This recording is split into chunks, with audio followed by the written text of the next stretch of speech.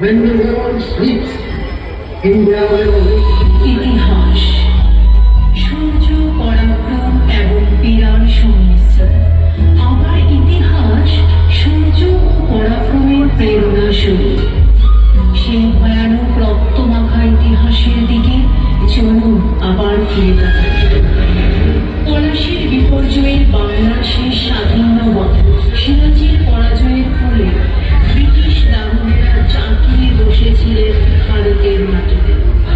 1857 মঙ্গলবার বীরত্ব ও বিদ্রোহের সমার্থক দাসত্বের সুদীর্ঘ কালখণ্ডে ভারতের ঐক্যকে বিনষ্ট করার যে ঔপনিবেশিক প্রয়াস, তার বিরুদ্ধে রুখে দাঁড়াতে গিয়ে কাশীর মঞ্চে প্রাণ বিসর্জন দিলেন। আঘাতে আঘাতে জীর্ণ ভারতবাসী বুকের ধিকে ধিকে আগুন জ্বলন্ত শিখা হয়ে ওঠে নানা সাহেব ও বেগম হযরত, তাতিয়া তোপি ও লক্ষ্মীবাঈর তরবারি।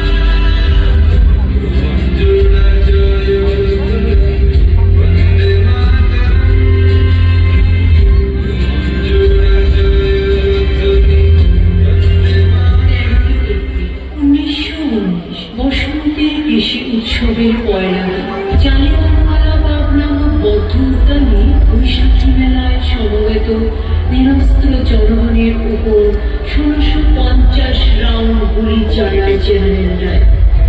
সারা দেশে নেমে এলো শ্মশানের এরই পর শুধু ভারতবর্ষ পেল শহীদ ভগৎ সিং এবং উধম সিংয়ের নেতৃত্বে।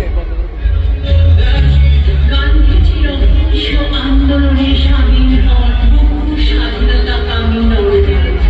একে একে আইন অমান্য, অসহযোগ এবং ভারত ছাড়ো আন্দোলনে ডাক দিলেন গান্ধীজি। সেলুলার ক্যাম্পাস আজও শোনা যায় শহীদদের আর্তনাদের ধ্বনি। সেখানে রসদ্বীপের জিমখানা ময়দানে জাতীয় পতাকা উত্তোলিত করে নেতাজি সুভাষচন্দ্র বসু শহীদ ও স্বরাজকে স্বাধীন হিসেবে ঘোষিত করেন। বহু বিবর্তনের ফল আমাদের আজকের এই তিরঙ্গা।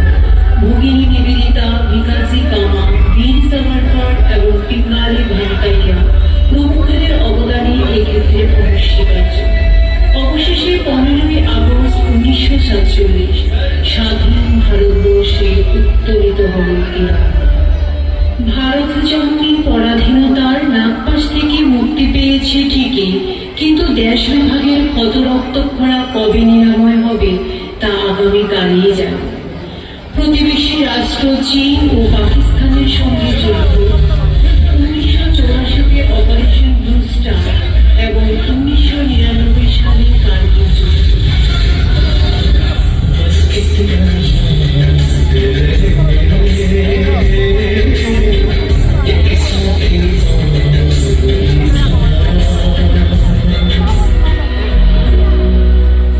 ভারত বহু জাতি, ধর্ম, বর্ণের মিলনতীর্থ। বৈচিত্র্যের মধ্যে ঐক্য এই সভ্যতার মূলমন্ত্র। অন্তরে মনোবিকশিত করো, তা সত্ত্বেও স্বপ্ন ভঙ্গের হতাশা নির্মূল করো, ব্যর্থতা উজ্জ্বল করো, মনুষ্যের গ্লানি সমাজকে কলুষিত জাগ্রত করো। অন্ধকারে নুইয়ে রেখেছে নির্ভয় করকে বননিধন করো। বর্তমান ভারতের এক সর্বোচ্চ ব্যক্তি যার ফলস্বরূপ যুক্ত করাকে পরিবেশ দূষণ, জল সংকট, দেশবাসীকে প্রভাবিত করছে।